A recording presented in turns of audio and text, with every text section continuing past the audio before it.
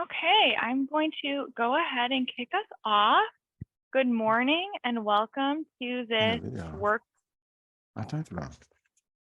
Good morning and welcome to this Workforce Wednesday webinar. My name is Molly Cook with the Illinois Center for Specialized Professional Support at Illinois State University, and I will be the moderator and technical support for today's webinar.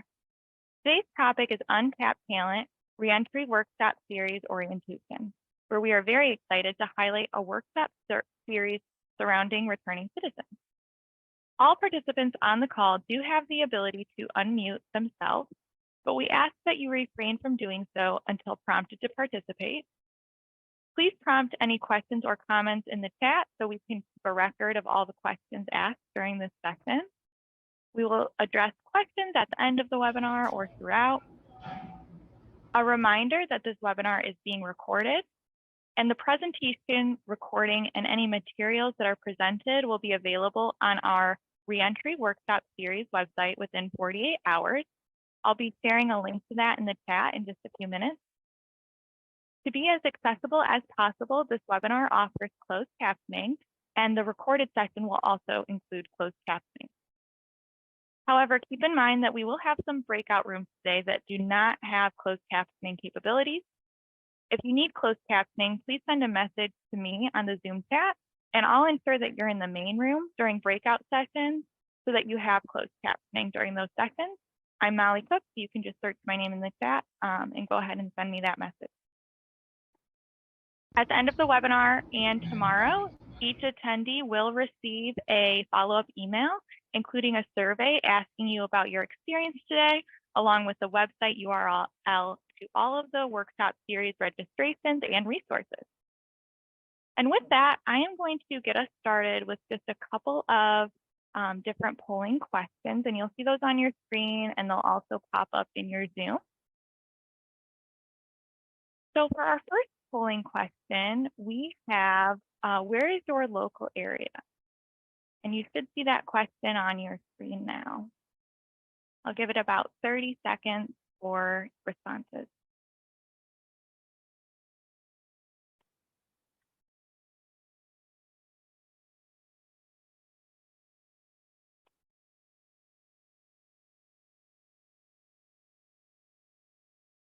Okay. So as you can see on your screen, we have great statewide representation. So we're really excited to have you all joining us. Okay.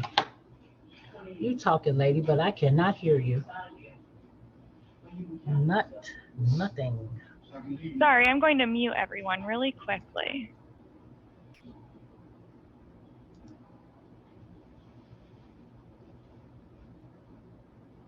Okay, the next question is, what partner do you best represent? And you'll see that poll in just a moment.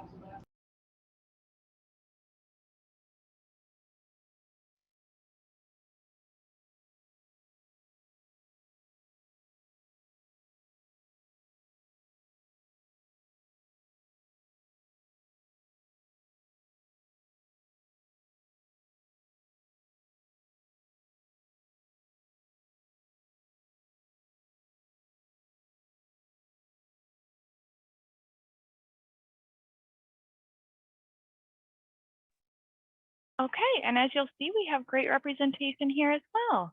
So with that, I am going to stop sharing my screen and turn it over to our presenters today.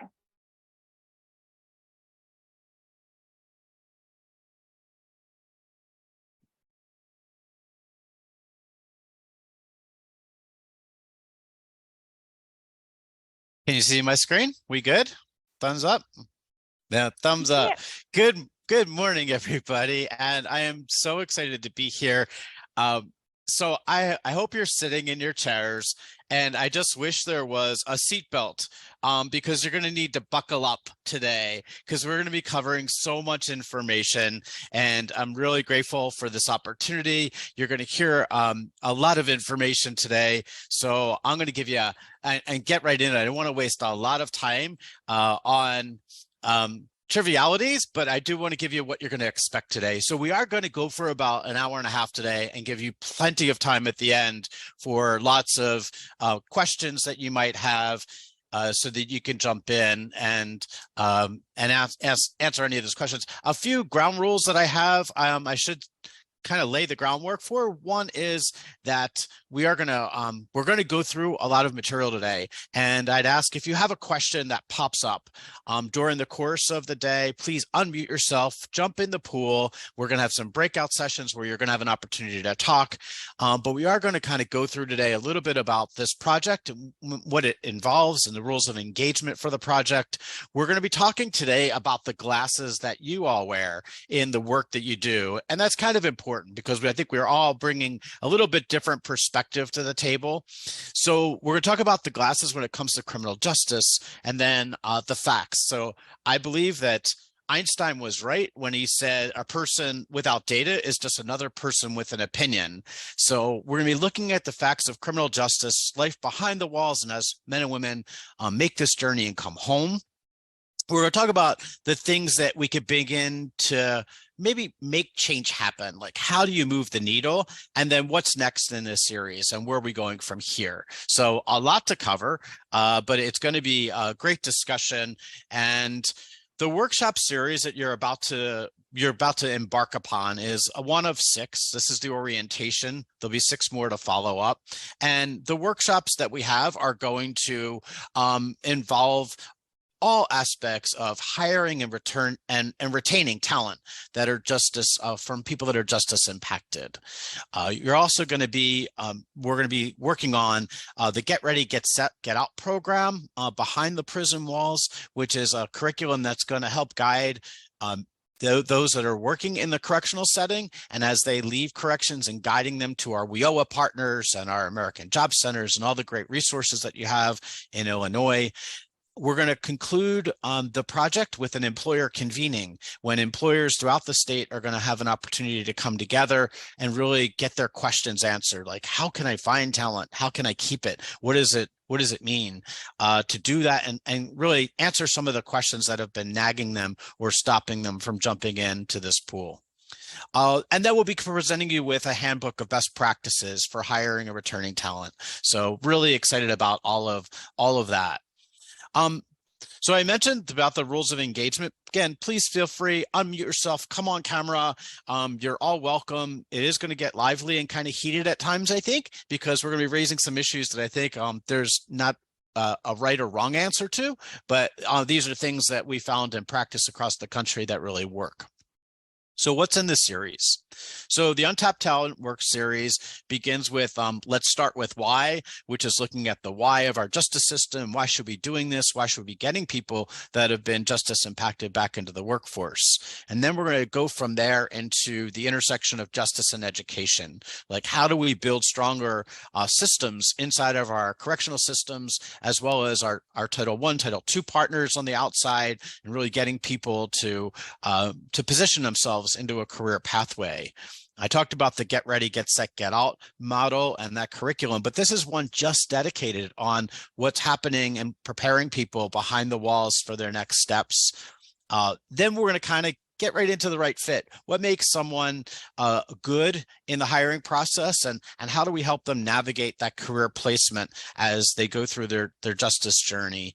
And then finally, we'll talk about it's not just about hiring, it's about the retention piece. And gosh, if I always say to my staff, it's not about, getting someone placed into a job. It's, how long do they stay in that job? And do they have a career pathway? And then we'll end with some changes and things that we should be looking forward to going ahead and dealing with a lot. So I am unbelievably happy to be not only facilitating this by myself, but with a co-partner.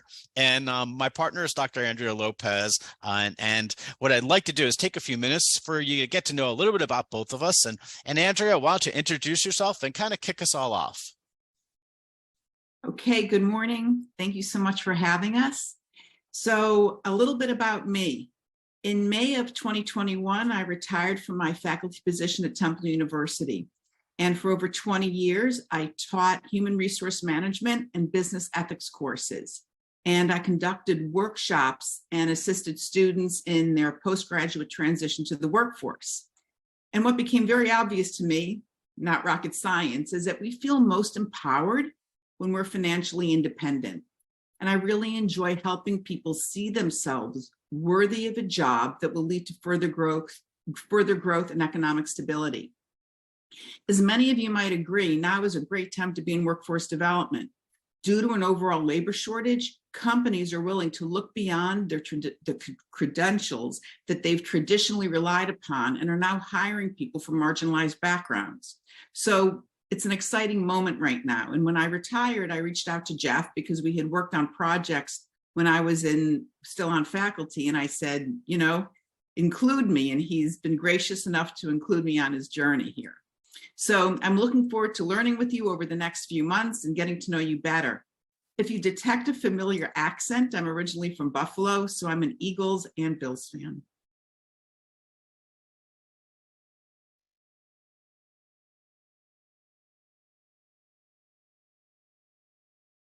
All right. Well, thanks, Andrea. It's great to be working with you. And I know you're going to be talking to us today about some of the slides that we have. So thanks for jumping in on that. And it's always a pleasure to work with you. As you're going to see, she's a wealth of knowledge when it comes to HR and human resources and the work that you all are doing down on the grassroots. So thanks for joining us today. So, gosh, I don't even know where to start. This is often kind of the hardest part for me because it's where I shed all of my layers and share all of my transparency that I have about my life. So I think it's important as we go through this discussion and have this chat that you understand a little bit about me and where I come from so that you'll get the perspective and see that I wear many glasses. The glasses that I started with in my professional career was as a lawyer. I was a trial lawyer for 20 years in Philadelphia and rose to the ranks and become a senior partner and spent most of my days advocating in a courtroom in Philadelphia and in New Jersey, Michigan, and Florida, and also before the U.S. Supreme Court. About 10 years ago, a little over 10 years ago, I made some horrible choices. Now, I think that word is the most important word you're about to hear throughout this discussion. It's the word choices, because I think in life we all make choices, and some call them mistakes, some call them errors of judgment, or you could classify them however you want. I like the word choices because the truth is that we make choices and sometimes they're not the best choices in the world, and they lead you down a road where you have to learn a lesson about something.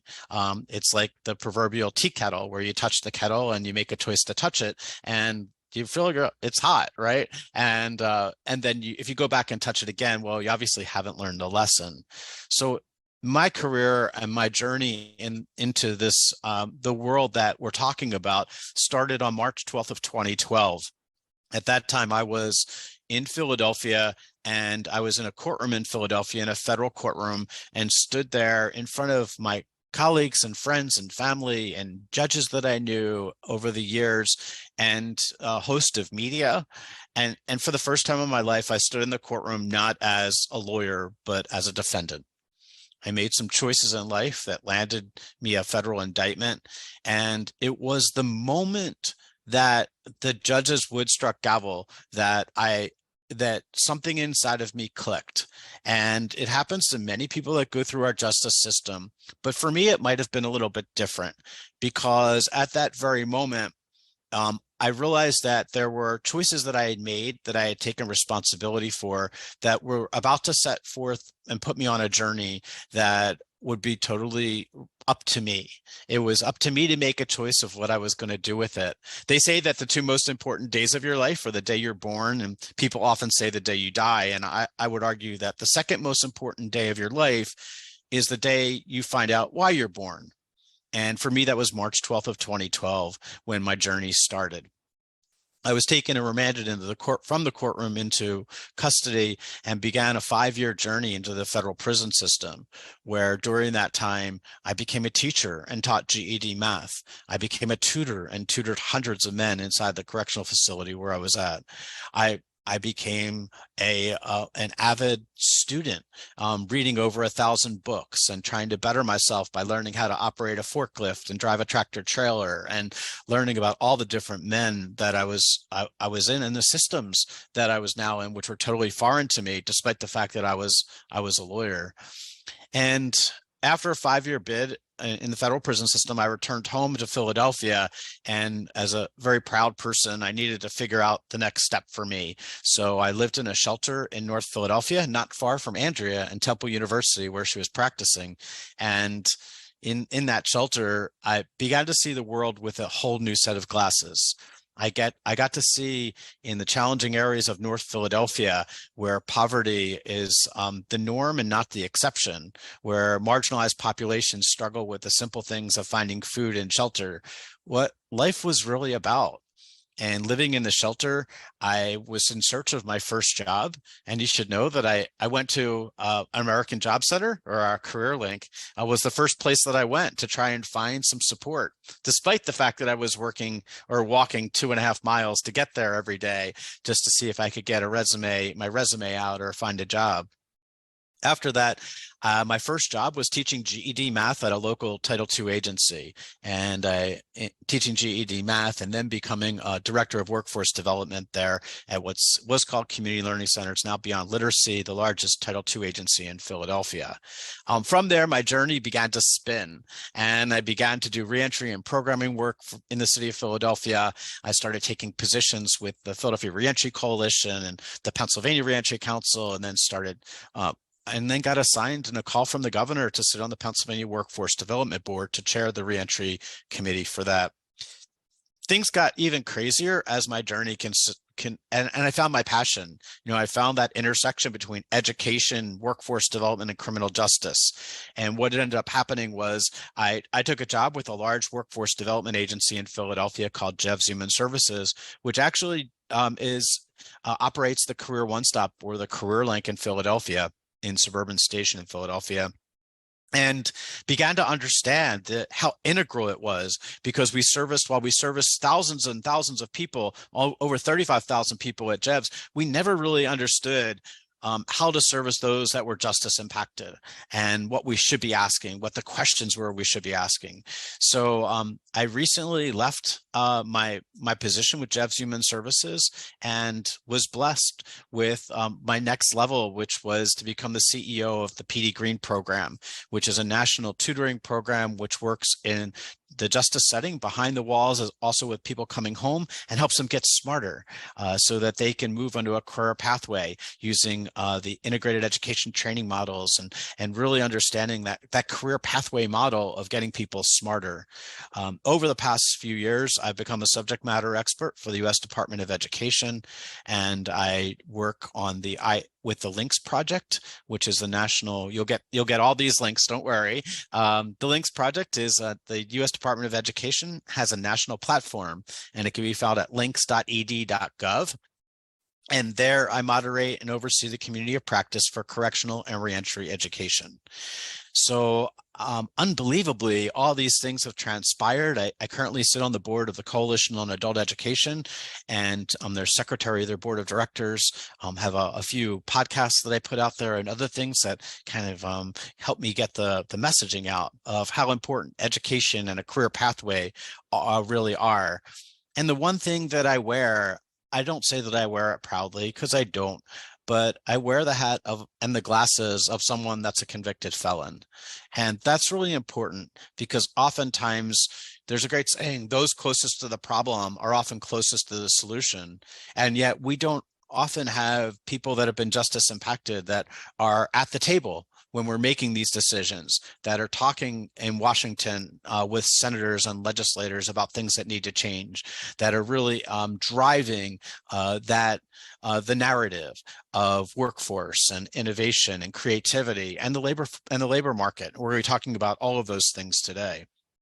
So that's those are the hats that I wear, and the glasses that I wear, and the journey that I've been on. And again, I think that all of that allows me to see things differently and see the world differently.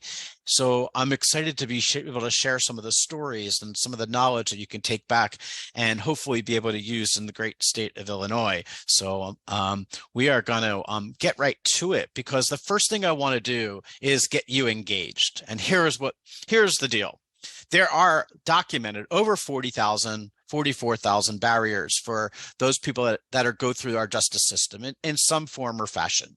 And I'm curious as to what barriers you see for those people that are justice impacted. And I guess before I even get to this and give you the question I want you to ask in the breakout room is, I want you to remember this, that words really do matter in our life. And when we talk about diversity, we talk about the one thing that I say over and over again is, in all the justice setting, we need to start thinking about the humanity of all of this, how close we all have been to making that bad choice that's gotten us into trouble. So I'd ask you to be really conscious of that in your discussion. And words like felon or convicted felon or ex-con are all things that I hope you'll tuck away and not use during our discussions, if ever.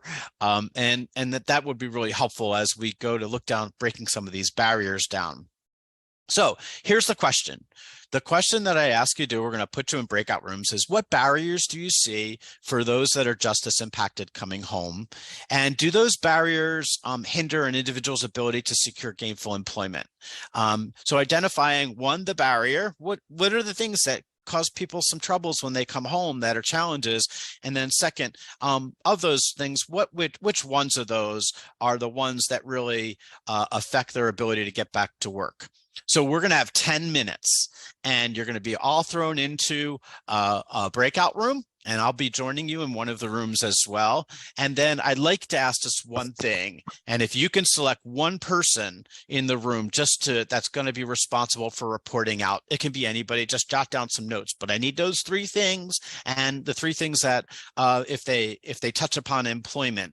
So we want to give everybody a fair chance to participate. So make sure everybody gets a chance to talk, and be mindful of the clock. Any questions? Yes, Jeffrey, can I ask a quick question? Absolutely. If and I'm sorry to sound ignorant, but if ex-con and those kinds of titles are not appropriate, can you give me a title that would be appropriate? Is it formerly incarcerated? Yeah. So that's a super great question. And there are a lot of answers to that. Yes, formerly incarcerated person, I think works well. I use the term justice impacted. And the reason why is because a lot of people that have served time have just been touched by the justice system. In fact, a lot of people that are hindered by some of these barriers, as we're going to talk about, never did time. They never went into prison at all, and yet still suffer a lot of the same consequences that someone that did years away. So I think people, you'll find kind of what works, but justice impacted often is my choice. And I think probably some other people throw in some things into the chat. There you go. Fair chance hire, second chance hire, returning citizen is another one. So I have some challenges with all of those. We'll kind of talk through them, but second chances is not for me the best choice, because I don't think that the men and women that I work with every day, and thousands of people that are involved in the justice system, quite frankly, ever had a first chance. So, or it kind of gives you the notion that we should stop at a second chance when sometimes they need a third, fourth, or fifth chance. Returning citizens, another one. I think it's a good one to use. Although I just think when you are a returning citizen, it's just a point in time in the scale of life. It's just a point when you stop one journey and you begin another. But again, I don't think there's a right or wrong answer. I do think the ones that are the most harmful are those that, the type of things like the ex-con and the messaging that they send. So we'll be talking a lot about that through this series, but that's a super great question. Thank you so much, Dana, for raising that. Thank you. Awesome. So let's get into our breakout rooms. You have 10 minutes. Address the question, give me 3 barriers that people have, and do they affect employment? That's all we want to know. And if you want to throw this into the breakout rooms, that would be awesome. And we'll see everybody in 10 minutes at 11:34.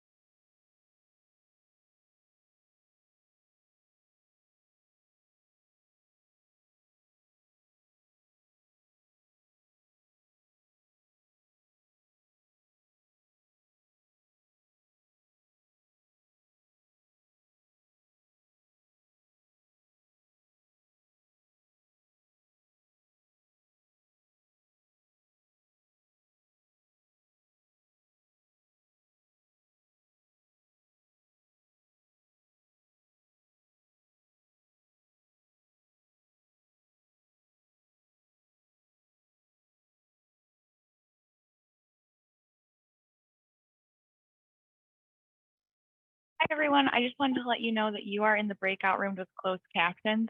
So this is a breakout room as well. So you can go ahead and get started when you're anytime now.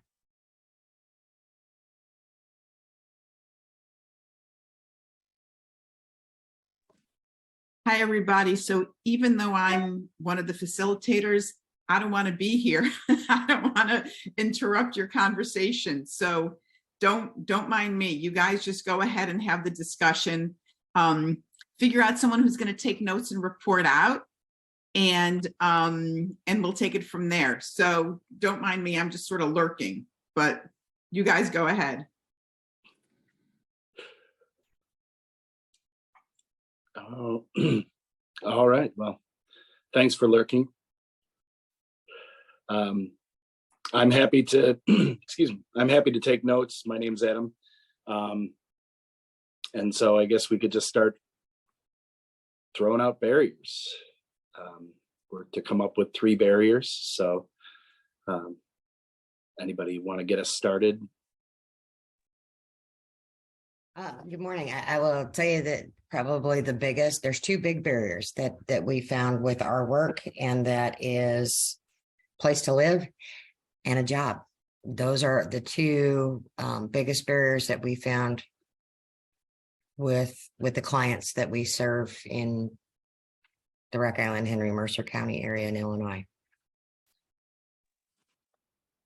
Teresa, can I ask a follow-up question? Sure. In regards to like living, I mean, those are broad topics. Like, what are the specifics? Like, we have issues obviously with, renters, having to, check that, they're on the rental application that they are previously incarcerated. Yes. So that would be, rental applications would be a barrier. Huge barrier. It's a huge so barrier. what are some of the some of the more finer points of those 2 topics that you brought up? Well, a lot of times, and I'm just going to give you a perfect example of an individual that we've worked with for quite a few years. He was older. He had been incarcerated for 40 years, when he got out, and had no money to his name. Therefore, no deposit, no first and last month's rent. We found him some sustainable places to live in our community, kind of halfway house abilities, but really they come out, bus fare is not gonna rent an apartment. So being able to eliminate the barrier of having some financial resources to find a place to live, I think is critical. Thank you. Sure. Does anybody else have any comments on barriers to finding decent housing?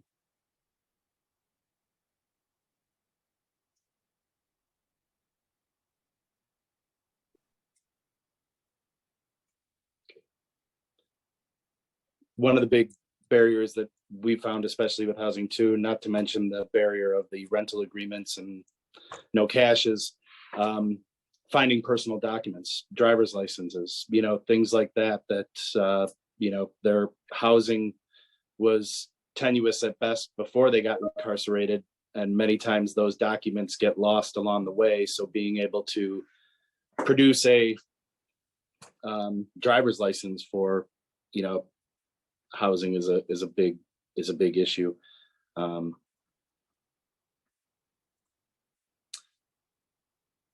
of the other, obviously, employment.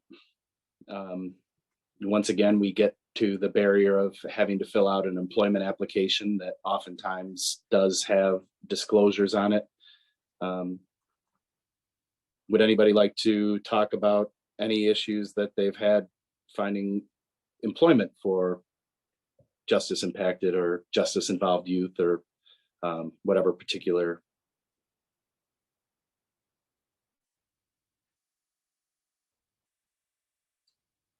Okay.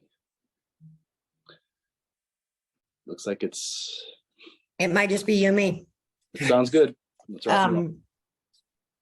So I'll tell you what we've done.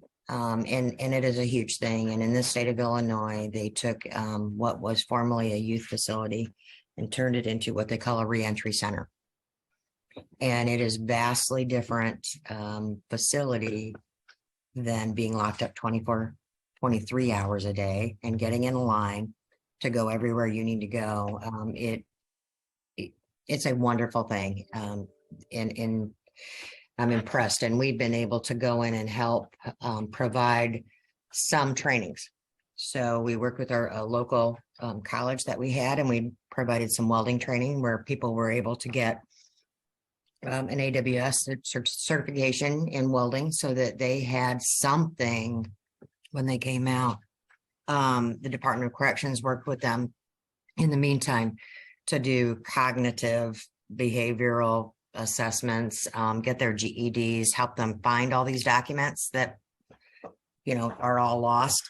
But it's still, employment is still a hurdle until you know, we have one major manufacturer in our Quad Cities area, and up until recently would not look at anyone who had a felony on their record.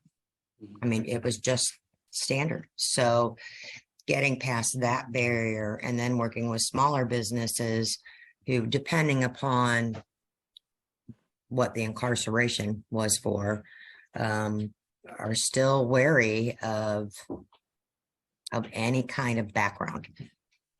We are finding that more of the manufacturing sector is a little more amiable to that. I worked with a company that does, they travel a lot and they build wind farms. I mean, that they're kind of that general contractor. And most of the folks that they hire wherever they go, whether they're in Texas or Oklahoma or whatnot, and they pull them from a union hall, are just as impacted. And I will tell you, my husband worked for them. He is not just as impacted, but he was in traveling with this company for a few years, and his best friend was someone who they hired through the union who had spent 15 or 17 years under first degree murder. I mean, he was a murderer, but he became my husband's, you know, best friend and the person who he trusted, and you know, understanding his background and what happened. But it took a while to get, even for my husband, to develop that relationship with that individual, because he had to get past the background. So it's not just getting them hired, it's just society. It is. In general. You know, I mean, that's one of the things that we don't think about is many times the individuals that were incarcerated during COVID, even though it may have only been a 3-year bit, are coming out to a world that is completely different than what they went into. Previously, they may have been able to access services face to face. Now, a majority of our services are online, you know, so we've found that there's a big, you know, even though they're digitally literate to a certain point, being able to navigate services that they were used to going in person to get, now, you know, they're having to relearn or try to navigate. And oftentimes, once again, no cell phone, which for most people, that is their linkage to the internet.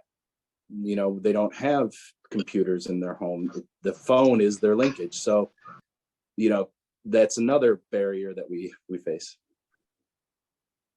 I think we're coming back to the room.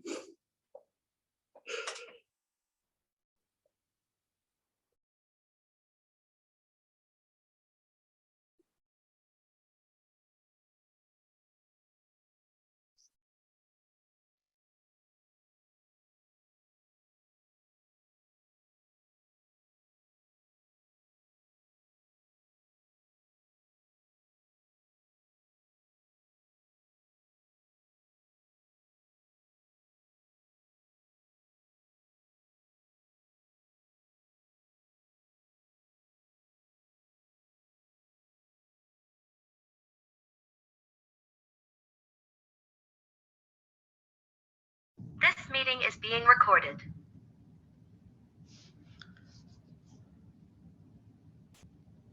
We are back. There you go. We are back. Welcome back, everybody. Yeah, so what do you think? What do you think? A lot of good discussion, even in our group. Of the 44,000 that are out there, I think that we hit a bunch of them in our group. But anybody want to share out and just give us quickly your top three that you give me more our scribes. Some people just unmute yourself and jump in the pool. Give it to me. What are the top three that you guys saw? So this is Craig Kissinger. Our group talked about a lot of common things, but the little less common is social skills and soft skills, exposure to the same population, and access to a positive support system. Those are fantastic. This is Caroline Porlock. We came up with, documentation in order to get your credentials needed for next steps. We talked about sometimes familiarity of the area. If you are relocating to an area that you're not sure of, transferring to a new area can be daunting for anyone, let alone someone who has a difficult time getting information about that area. And then the other was kind of the institutionalized mindset that some have, where, there's a fear of being rejected. If you went in when you were a teenager and you come out a senior, a lot has changed since you were out, and it can be a difficult transition. And so understanding what that can do to someone's mind is something that can certainly be a barrier and something that they should receive some assistance with. Yeah, so super true. All really great points and a lot we're going to be talking about today. Anybody else have This is something they Callie want to? Spencer. Yep. We came up with our group, Amy and I. We came up with housing. That's the one that most of them have trouble with, especially women. Also transportation, if they have, haven't been, don't have a car or the funds to go where they need to go to get the assistance they need. And finally, employment. Even though more employers are becoming to be, hiring those with a background, more and more are evolving, but there's still some that are not. Awesome, thank you. Some of those are pretty similar to our group. This is Shola Olateju. Our group discussed housing as well, the challenges there. How we talked about or framed how, employment was really about environment and just the environment that they're stepping into, whether that be employment or location, things like that, and challenges there. And then identity, knowing that a lot of formerly incarcerated people, do struggle with their identity and what that means for how they view themselves, and some of the challenges that come with that as well. Awesome. Thanks, Sola. They were great. Anybody else want to jump in? We'll take one or two more. Adam? Hello, Adam here. Yeah, we focused on a lot of the same topics, obviously. But, with housing, rental agreements, bus fare is not enough for a deposit on an apartment. The discrimination faced when filling out rental applications. The documents is a huge one. We talked about, many of the justice impacted had transient living situations prior to being incarcerated.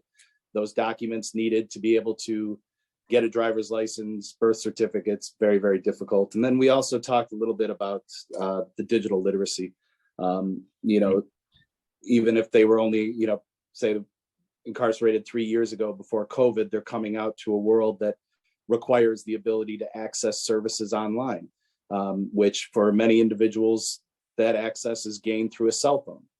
There isn't a computer access for them. So even just getting a cell phone is that barrier that just impacts everything from having an email address for a rental, company to email stuff to applying for jobs. So it kind of crosses across everything.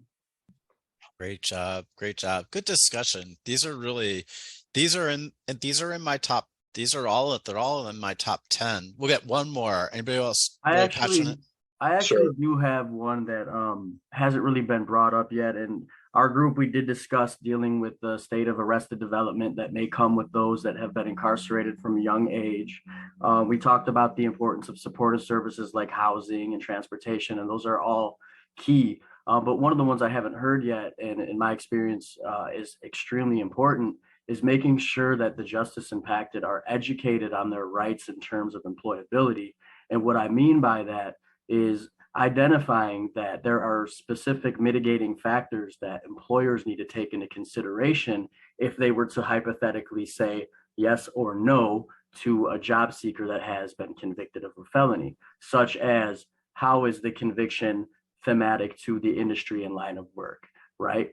Is there an issue there? Are they going to give a bank robber a job as a bank teller? No. But can this bank robber that has changed his life get a job in the manufacturing industry? Absolutely, right? Another mitigating factor would be how long has it been since the conviction, right? And in addition to that, what has this individual done in that span of time? And taking these things into consideration, and for these job seekers to know their rights. And if they were hypothetically refused, right, if they were denied this position, that there's an appeal process, right, a formal appeal process. So making sure that they know their rights and to make them best equipped to pursue a career in the future, I think. Yeah. Yeah, Justin, those are all awesome. Occupational licensing is a big deal. We're going to talk about that.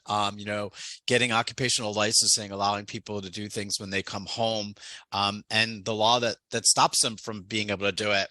These are all great. We're going to get into a lot of them today. We're going to get deep into them during this workshop series. So each one's going to be tailored to really addressing the heart of some of these questions of how we deal with them.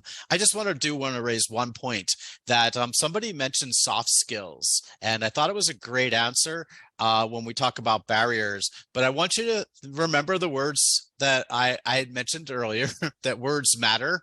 And this is just my little pet peeve. I don't think there's anything soft about soft skills. And I wish that term never existed. These are essential skills for men and women that are justice impacted. These are hard skills. These are skills for people that are transitioning from inside the walls, where, you walk into their zone inside of a prison and your antennas are going up and trouble's coming, kind of thing. Conflict resolution and being on time and all these really essential skills that keep people employed. We're going to be talking about, but I do think they're essential to the workforce and the discussion. So I'm going to jump on because we do have a lot more to cover when we talk about all this, and I want you to understand the stage of the facts of our justice system, because I really think it's important, even in Illinois, that you understand nationally what's happening. And these are great. I was just got back last night from New Orleans and spoke down at the Correctional Educators Conference down in New Orleans. And some people were really shocked at some of this data, but I'm going to do it. There's a great resource. And before I even do that, I want to preface this by letting everyone on this call know you're getting my slide deck. You're getting all this. So don't worry about writing it all down. You're going to get it. It's going to go on the site. You'll get it all, I promise. But we are the most incarcerated country in the world by far. So interesting, if you look at this graphic and you see the United States and where we are in the rate of incarceration, and look where Illinois is, right? Compared to all these other countries when we talk about incarceration and the rate of incarceration. It's kind of remarkable when you see the graphic and it's like, oh my gosh. So just to let you know, I didn't call out Illinois on this. I usually put Pennsylvania there, which is my home state. And Pennsylvania is the top. Like, they're the closest to the United States when it comes to the percentage of incarceration. And it's really sad. But these are great graphics. And there's a study, this just came out. So I try to keep, when I do these workshops, they revise them all the time. This just came out. This is the whole pie. And this is a look at what our justice systems look like across the country. And we know there's about 1 million people plus that are in our state prisons, about 540,000 in our jails, local jails. about 200,000, a little bit less in our federal systems. So again, you're going to get copies of all this. It's got the breakdown of the youth and everything that's in it. But I just want to show you the pie of what it looks like. Most of the percentage of our people that are incarcerated are jails and prisons. And this is important because, everyone thinks that, it's the federal law that's going to change things. Nonsense. It's not going to change mass incarceration or what we see. What's going to change it is what happens at the state level, what happens in the state of Illinois, because federally we have only 2% of all the people that are incarcerated in the country. So this also got a lot of O's when I was presenting it yesterday in New Orleans, is we have 658,000 people in our jail system.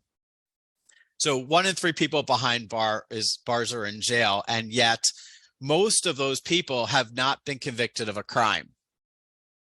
I'll repeat that. Most of those people have not been convicted of a crime. So why are they in jail? Anybody want to unmute and give it a shot? 658,000. Why are they in jail? Bail. Because they can't afford bail. Yeah, you guys are awesome. Yeah, we live in a cash bail system where it's money. Money talks. And if you don't have cash to pay to get out of jail, you're sitting there until you go through the system. And a lot of times that's what ends up happening. So where do we sit in the pipeline of Illinois? So here's where we are in Illinois. And this, unfortunately, dates back to 2018 because they haven't updated your pie for your state yet. Every state gets them. They do them every other year or so. But roughly, at one point, this has gone down because of COVID, but state prison system, about 41,000, 23,000 in our local jails, about 9,000 in the federal system. And if you Google, your current statistics are up there as well as to where you are in the state. But I think it bears true that the majority of those that are incarcerated in the state of Illinois are in the state prison system or in the jail system. And I'm going to ask Andrea, if you can just monitor if you get any crazy comments in the chat box. I just sometimes get all crazy, so you guys will have to bear with me. But if you throw a good comment in there and I'm not seeing it, just jump in and Andrea, pull it out for me. So the whole pie in Illinois, we talk about jails and prisons and those behind the wall, but the truth is that's only part of the story, because we have in our country so many men and women that are on probation and parole.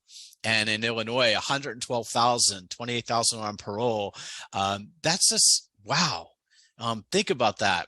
In our country, about 46% of everyone that's incarcerated is incarcerated because of a technical violation. I'm going to repeat that. These are most people that are almost a little under 50% of the people that are incarcerated in our country are there because of a technical violation, something that happened to them once released in probation and parole that now has got them back into the system. And I call it the Meek Mill syndrome. If you guys know who Meek Mill is, Meek Mill, he lived in Philadelphia and his kids went to school in where their mom lived in Camden. So he'd have to cross over the bridge to New Jersey every day. So he literally had hundreds and hundreds of violations on him because he took his kids to school every day. Think about it. It just doesn't make a lot of sense sometimes, but this is the system that we live in. We have between 70 and 100 million people in our country that have a criminal background. I've seen the number recently posted yesterday was 79,000. I believe it's closer to 100 because I don't think there's people that are actually included in that number, but it all starts with an allegation. So Courtney, if you're on with us and you are, you're driving down the road and you go over the line and they cite you for something like, endangering the public because you're reckless driving. When you get pulled over and get that citation, you got a criminal record. Right? You got a criminal record. So think of us, all of us, how many of us has done something during our lifetime? It could be in college, that crazy party you were at and you did a little bit too much and, too much drinking and the officers broke the party up and cited all of you, whatever. The chances are you're going to have a criminal record, and it all starts with an allegation. It starts with your first contact with a police officer, with the justice system is where that all begins. We do have about 113 million people in the country have an immediate family member who's been incarcerated. So just putting it all in perspective, so you see the picture, that's about half the US population. It's about half our country, either they have a family member or know someone that's been incarcerated and in the system, in our justice systems. So we did release about 550,000 people, around 550 to 600,000 get released every year across the country. Just on a regular rotating basis, about 600,000 people leave our system. What's happened though during COVID and in 2020 was that the effects of people leaving the system were ultra dramatic, because they were leaving a system which was living in a petri dish and now being let out and coming home and facing unbelievable challenges in the workplace and with food insecurity. And the data and the reports are starting to come in now. About 91% of those people that came home during COVID, they faced food insecurity. And if you came home, you were at 40 times more likely to die from an overdose of opioids during COVID, which is just the data and statistics now that are coming out are just crazy. But we should be aware of the challenges that people face. I want to raise another issue now that I just, many of you may have heard that the President of the United States is going to be removing our state of emergency, state of healthcare emergency in our country as of April. I'm getting some nods of the head. So the one thing that I don't think people have even thought about, and this has hit me when I heard about it last week, was what happens? Like, what happens to all those people that are now coming home from incarceration that may have relied on those testing kits and getting treatment and insurance and healthcare? That's all going to go away in April, and how we fill that gap is something that we all have to kind of be mindful of going forward. That was my public service announcement. So in our jails, about 71% of our population identify as men of color, 54% are women. And the reality, statistically across the country, about 1 in 3 Black men will find themselves inside of the prison walls, 1 in 6 nationally. And the fastest growing population in our country is right now our female population. They're growing in leaps and bounds, and it's really an issue. I want to go back to that a second, because looking at this slide, I know we're all talking and living in a world of diversity and equity. So I call it diversity, equity, and confusion, because I think we recognize there's an issue and we know that doesn't make a lot of sense, but we're all confused about what to do about it. And during COVID, while we saw the release of many people inside of the walls, again, statistically, more white men and women were released than women and men that were Black and brown. And we had a chance really to kind of level a little bit of the playing field inside of our walls, and it didn't happen, and that's a real tragedy in my mind. There are 44,000 barriers to people that come home, and 70% of them, 70, are related to employment. 70% are related to employment. Nationally, during COVID, we reached an unemployment rate somewhere in the realm of 12 to 14% in our country. For men and women coming home, the unemployment rate is 27%. That's higher than the peak of the Great Depression, and currently we're at about 3.2% on the national average.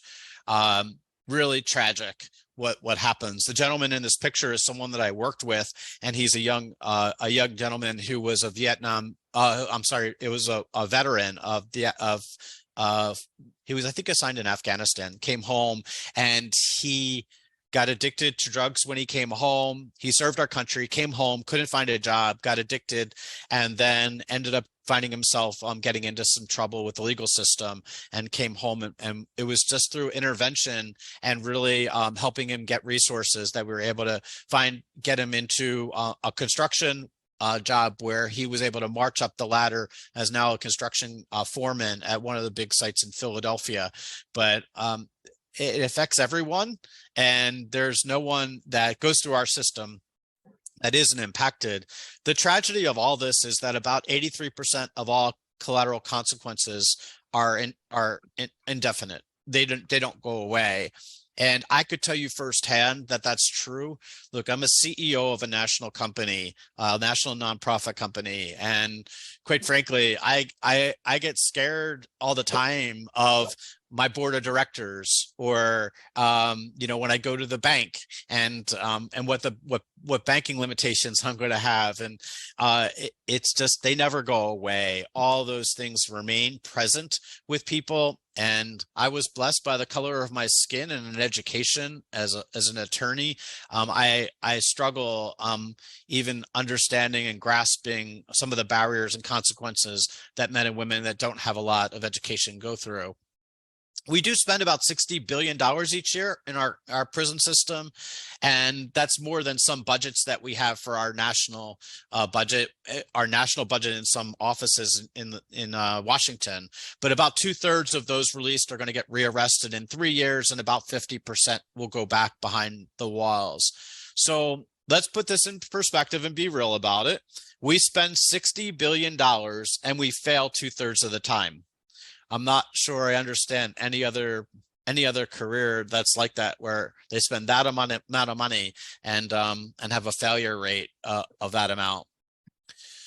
So there are some things that you should kind of understand a little bit more, that most people that are behind the walls are coming home, right?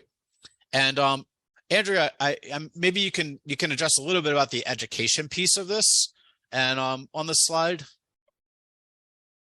Well, the statistics are right there. If you take one educational class inside the walls, you have a 43% better chance of not returning, which is huge and overwhelming. And to speak to what's been shared in the chat, it's really interesting to think about how we define education. Traditionally, education, we think of, GED type stuff, literacy, numeracy, reading, which is all super important. Not trying to deny that. I think that rather than instead of, but in addition to, the computer literacy is really important. And we have to figure out a way of equipping people with these skills, especially since so many of the positions that people are going to be qualified for are probably going to be remote. So having that, when we talk about essential skills, having that presence and that ability to work remotely, I think that's very challenging. It's something that we need to think about. And that also should inform the way that education is delivered behind the walls. Because while in-person is really important, learning how to have a presence remote and stay engaged and learn remote and communicate remotely is also important. Absolutely. I want to just have you all wear those other set of glasses that we kind of talked through today, and that's that we can't think that the job is just the answer. So how many of you, just can throw your hand up, how many of you believe that getting that job that's the secret sauce? If you can get somebody a job, that's the best thing that can happen when you come home? Anybody? So am I hitting on anybody? A lot of people, a lot of hands up, right? So I know I just said it, but I'm wrong. So I'm really wrong, because what I've come to understand is that if giving someone a job when they come home is and often could be the worst thing that could happen for that person. So let me explain. We know about all these barriers. We talked about education, transitional housing, clothing, and all those pieces. But if you come home and I get Justin that job, and Justin comes to me and says, "Yo, Mr. A, I'll take a job. I need anything." I hate that. They say, "I'll take anything. I'll take anything." And I give them anything. I said, "Justin, you know what? I want you to go down the block at the fast food place, and I want they got a position for you there." And Justin says, "Oh, man, I'm going." So Justin goes down there and he gets the job. And it may be a week, it may be 2 weeks, a month at a stretch, 2 months or 3 months, and that's the unbelievable, won't happen. But Justin's going to call me and he's going to say, "Yo, Mr. A, guess what? I can't flip another burger. I can't fry another fry. I never wanted to do this in my life. But what happened was Justin went out, and after he got that check, his first check, he went and bought an iPhone, and then he got some new clothes, and he started paying his fines back. He got an apartment, and he got all this responsibility, right? And then the job goes away because it's not something that Justin ever really wanted to do to begin with.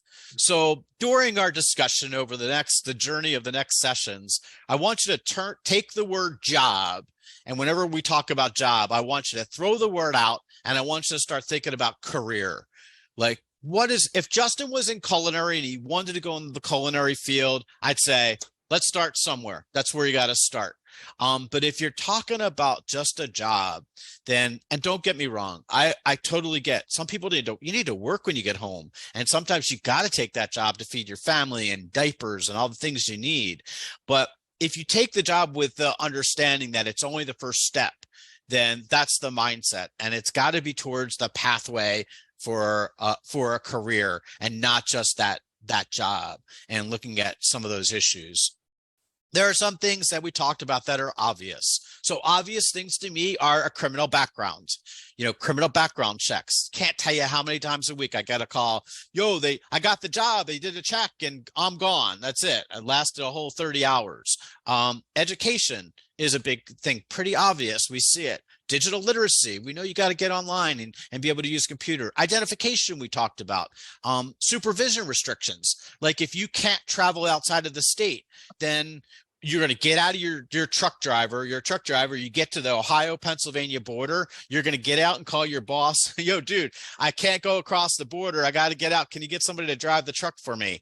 So understanding what supervision restrictions are there. And then most importantly, occupational licensing.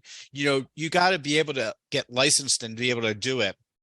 So in some of the discussions we heard earlier, the not so obvious, transportation, being able to get to and from work is a huge deal. If you asked me when I came home from prison what I really needed, I had $28 in my pocket. If you asked me what I really needed, I needed transportation passes. I needed I was walking an hour and a half to get to our Career One stop just so that I could spend 15 minutes there and walk an hour and a half back on a 4-hour pass or 5-hour pass. So transportation's a big deal. Clothing. We don't often think enough about addiction support. I don't believe when someone goes to prison or jail that they come home and their addictions go away, that they're cured. It doesn't work that way with addiction. And those are things that we should be thinking about getting them support. Housing and shelter, behavioral and mental health issues, feminine products for women. Think about this. There was a student that I had worked with, and the teacher came in and said, Mr. A, we got a problem with one of our students. She's not coming to class regularly. I looked at her records. I brought her in, said, what's going on? We talked through it. And she confided to me that there was a time in the month where she couldn't afford feminine products, and she just wasn't leaving the house. She just couldn't leave the house. And those are simple fixes for us to help people get back onto their feet. Essential skills, and then banking. I mentioned this in my breakout group that, banking and credit is a kind of a big thing. Where does your paycheck go once you get it? And a lot of companies have direct payment, and they don't. Many people that I work with that are marginalized, they don't use banks, and they use a credit union sometimes, or they use check cashing all the time. And, if you don't have a check, then where's your pay going to go? So really understanding some of those challenges, which we're really going to be diving into during the entire series. So we're going to get into our next breakout. And I want to think about change. Like, how can we make change happen? So I do believe, I love this picture, by the way, if you're not watching the screen, but I do believe that a goldfish could really do that. I refuse to believe it can't. So, but how you make change happen is part of the discussion. And what I like to do is I'd like to take some time for you to think about, or your organization, because you can think about it in the scope of the work you do. What are you doing to help make it better for justice impacted individuals? What are the top 3 things that that are or can be done to help people with a criminal history get into a career, like really hard things. You talked about the barriers, but what is it we could do? What are the action steps that we could do to help really get them onto that next level? So we're going to go into breakout rooms about 10 minutes here, and then give me your top three. So again, top three, what can you do to help people secure that career that have been justice impacted? Everybody got it? I see a lot of nods. They're thinking, everybody's writing profusely. Okay. All right, let's get into the breakout rooms. You want to throw us into some rooms? And there you go. I'll see you in 10 minutes.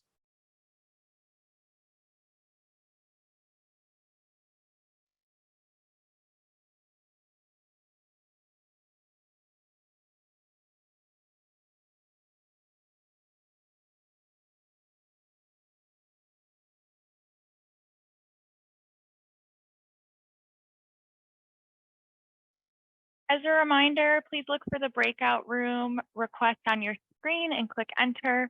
If you are not getting one, that means you're in this main room, and this main room is a breakout room as well.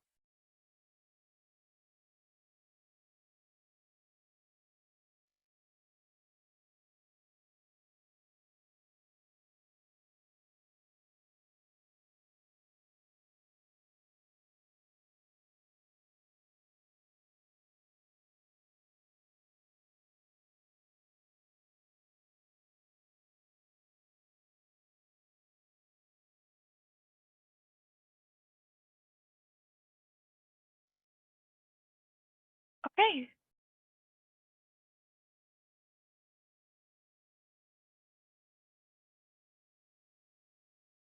Okay, so again, this is a breakout room. Many of you are put in this breakout room. Several of you on here do have a breakout room invitation on your screen. If you see that, please enter that room. But those who are in this room, please just go ahead and start the discussion. If you didn't see an invite, that means you're in this room. So please go ahead and begin.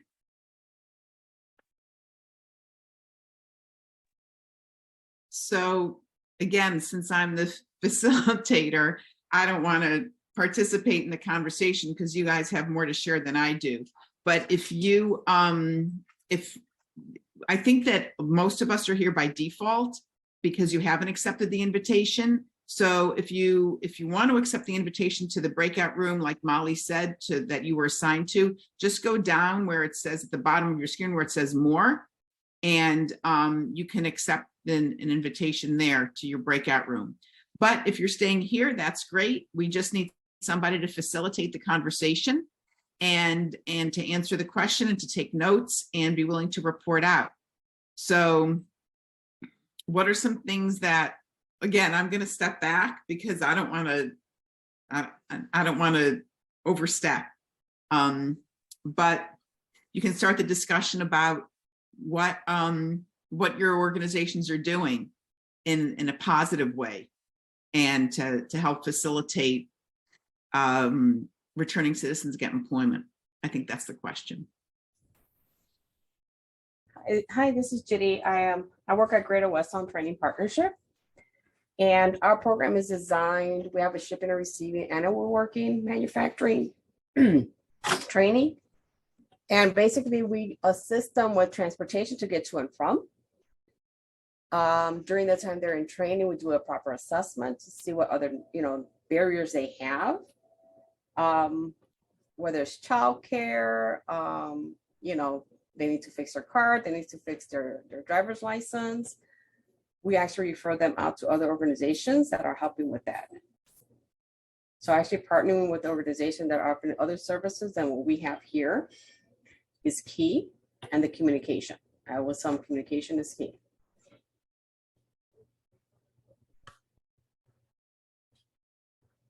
Can you hear me or not? Yeah, Adam, Okay. are you going to facilitate again? I am happy to facilitate Thank again. you. Thank you, Judy.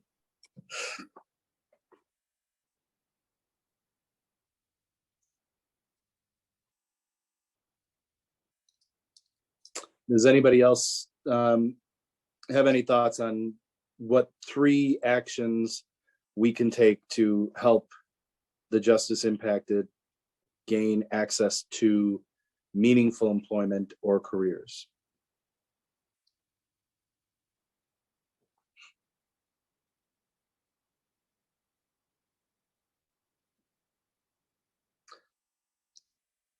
So far, we've heard from Judy, who talked about, her organization that provides industry-specific education and training in supply chain management.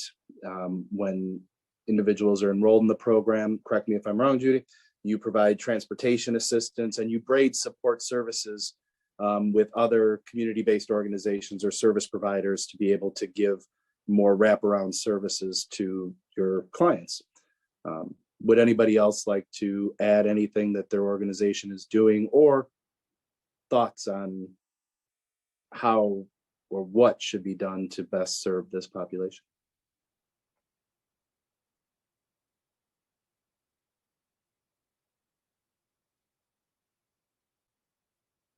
Adam, One of the, oh, sorry, Andrew. what about you?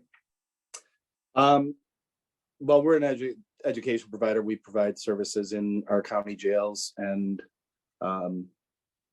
we have a strong pipeline working with referrals to help individuals that are transitioning out to connect with their education providers in their area if they are not from the Aurora, Elgin area where we work.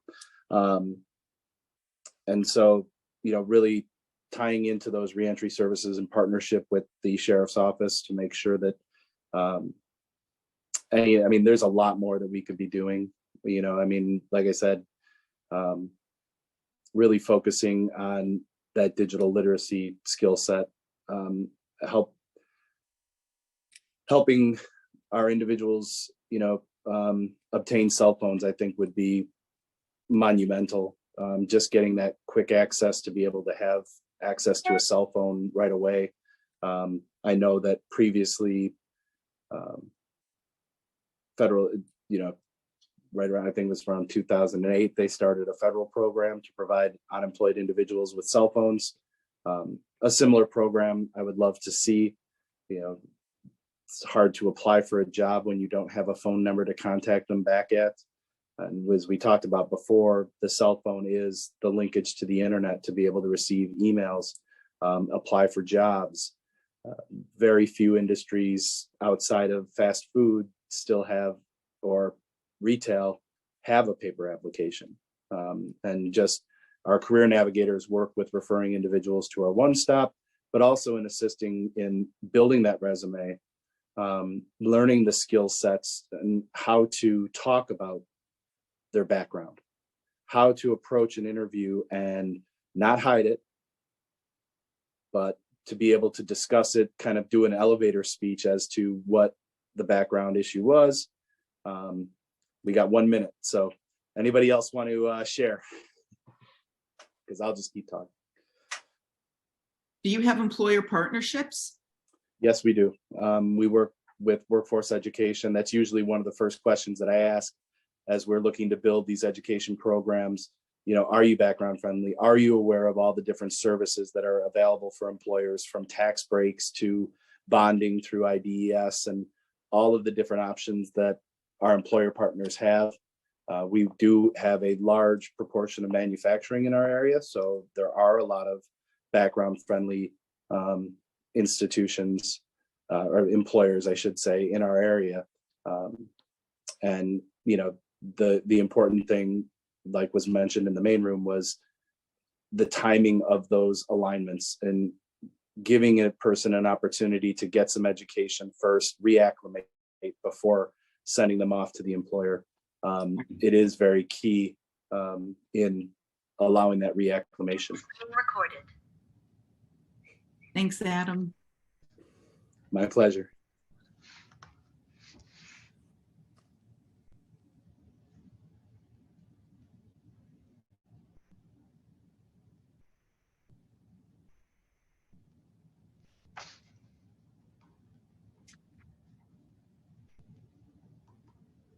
There we go. So that was great. Thank you so much. That was super interesting. We had so many thoughts going on. Anybody want to just jump in the pool real quick? I want to be mindful of time, but anybody want to jump in the pool of some suggestions? What are the things that you think that we are doing when it comes to justice and helping people get back to work? Anybody? I was talking with, this is Courtney from National Tube Supply. So I had a couple workforce partners in my group, and so we were talking about understanding some of the industries in the particular area that may be friendlier to those backgrounds. Explaining the gap on the resume, right? I know there are some individuals that have and occupy jobs while they're behind the walls, as you had mentioned. And then we talked about occupational training, but of course, a lot of individuals don't know that there are agencies that will help pay for some of the occupational training to then further a career. So tying into that, we also talked about finding those support services in order for them to be able to better themselves, to get things paid for, assisted, to be able to help build into that career. Absolutely. Great stuff.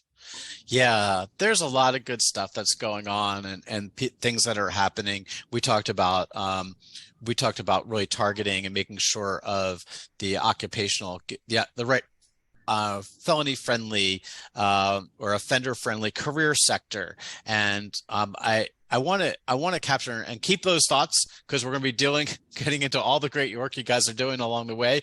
But I wanted to talk about, like, what is a second chance employer? And I really have some challenges with the word second chances, but second chance employer or an employer is really somebody that is open to hiring talent and recognizing that it's not about their past or where they've been, but it's all about the lessons that they've learned along the way. And do they have the skill set necessary to do the job? And if you can target that skill set and they become a value to the company, then what they've done in the past is not so important. Because it's got to be about the lessons. And Andrea, I know you have your own take on this. So why don't you give us a little bit of what re-entry or justice-friendly employer is from your perspective? Well, we do know that justice-friendly employers are trending now. It's actually more of a mainstream effort. Back in 2015, President Obama challenged businesses and educational institutions to take the Fair Chance Pledge and create opportunities for people impacted by the criminal justice system. And as you know, starting this year, the Pell Grants will be available to support education. And so SHRM also, for those of you who are employers and are familiar with HR, SHRM the foundation offers a free certification for HR professionals interested in learning how to create fair chance policies and practices for their companies. It's called Getting Talent Back to Work. This is important because there's so many gaps, as we've identified in the system. And even if we can provide education, and even if we can provide some digital literacy and training on essential skills, then we've got the gap with the employers and how they and what their practices and policies are. But nevertheless, there's still momentum on the employer side. In the spring of last year, Jamie Dimon of JP Morgan Chase and Craig Arnold of Eaton formed the Second Chance Business Coalition in an effort to promote the business and community benefits of becoming a second chance employer. And it's really important to remember that this isn't because all of a sudden people are altruistic. It's because as Genevieve Martin, who's the executive director of Dave's Killer Bread Foundation, says, it's not a program, it's a business model that yields successful outcomes for employers.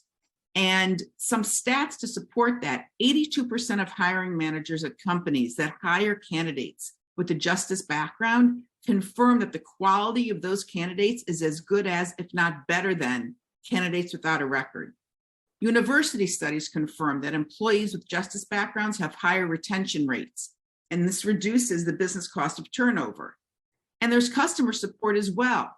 A survey by Kelly Staffing Services found that 71% of US adults believe employers should eliminate or reduce discriminatory hiring policies impacting people with minor nonviolent criminal offenses.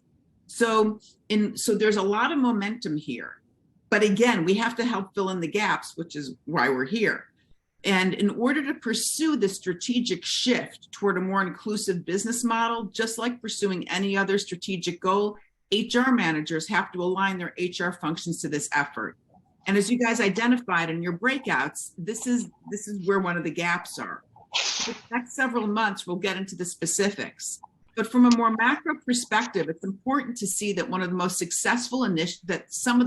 successful initiatives have stemmed from partnerships between companies and workforce development and training organizations that you guys can attest to. When JP Morgan hired 2,100 people with backgrounds in 2020, then this number, by the way, represented about 10% of their new hires. This was as a result of the partnership that they created with nonprofits in Chicago and Columbus, who helped train the candidates on banking regulations. And this was one of the reasons why this hiring trend was so successful. Kelly Services created Kelly 33, named because, as you guys know, 33% of working age Americans have a criminal history. The specific focus of Kelly 33 is to match these candidates with organizations who need their skills and competencies. So when Toyota, a Toyota manufacturing facility in Kentucky, worked with Kelly 33 to implement their Fair Chance program. And the results were dramatic. They increased their talent pool by 20%. They reduced turnover by 70% and maintained a low monthly turnover of 3%. And perhaps most important is that not one Fair Chance employee has been terminated for reasons that are related to their conviction history. So the business reasons for this are here. And it translates into money, and that's really important. It's like I said before, and we've identified throughout our discussions today, is finding those gaps and filling them. Thanks, Andrea. And the truth is that there's a reason that hiring justice involved makes sense, right? Their talent, there's qualified candidates out there. They really, it gives people a chance to move forward and succeed in life. It improves community. And it also, for companies, it just makes financial sense. And we're really seeing it now in the labor market, where more and more people are recognizing that this untapped talent pool is out there, that they're going to start to really to jump on. And again, creating high quality employees and all of that are really important. And I do struggle a little bit with the notion of this, the notion of who really is reentry friendly. Like, who is it that's going to really be doing the hiring? And, even with JP Morgan Chase, who I call on the carpet all the time, what do you mean? I just don't see a lot of my participants getting hired as bank tellers. I just don't see it in the field, but that doesn't mean they're not getting some of the warehousing and logistics jobs that are out there, or those kinds of things. I want to be mindful today that we are going to go till 11:30, but that we're hanging out off this call. So we're going to deal with anyone's questions, and we'll be available after the call for everybody. So we have a little bit of time left. If you've not done this, one of the things I want you to do between now and our next workshop is I want you to get online, and I want you to go to SHRM's website, Society for Human Resource Management, and take their module, their series. It's called Getting Talent Back to Work. If you Google it, it pops up. It's a certification you could take. It's 10 workshops or 10 classes. I did it in an afternoon. It took me a few hours, but it has some great videos on there of real life examples of what people go through when they're trying to come home and get back on their feet, and the challenges that they have and all of that. So take some time and do it. You can really, it's called Getting Talent Back to Work for SHRM. And Andrea, if you want to throw the link in, I think, you're going to get the link at the end too, but that would be awesome. So there's also Google is now jumping in the game with a program called Career Readiness and Reentry.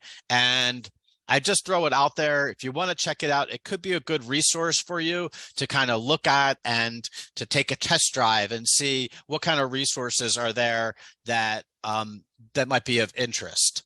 So I told you there was a lot today, right? Everybody get all the facts and data and stuff? There'll be a quiz later. So one thing I promise everybody is everything that I've talked to you about today is going to be right at your fingertips. And if you don't believe me, we'll be creating a Google Drive for everyone that joins the workshop series, and it will have all of these links to all the great resources that are out there, but more importantly, the tools for you that will help you do your job better going forward. There'll be some assessments that you'll be able to give to employers and convince employers and find out, where do they stand? Are they really reentry friendly? What does it look like from that perspective? And we'll be tackling some of those. I did have to, and I would be totally remiss if I didn't throw my Eagles emblem on there. I'm here in Philadelphia, and I just want you to know it's coming up this weekend. So I hope you guys, I know where you're located in the country, but I'm hoping you're going to go east this Sunday and root for my Eagles. So I'm getting some nods. I know it's a stretch, but I got to try. I got to give it out there. I want to give you guys some space for a few minutes. Anybody have a gnawing question that you'd like to, or something that just struck you want to throw out there? We got a few minutes left. I want to give you some space.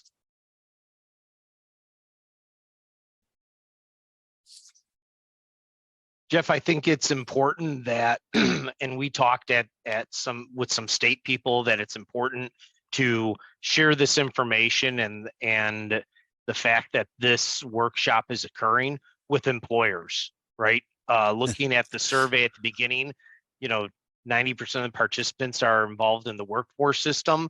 And in order to drive this to employers, we need to ensure that we are getting the message out to all the stakeholders, not just a small percentage of them, and drive that through system integration. It's a great opportunity for continuous improvement.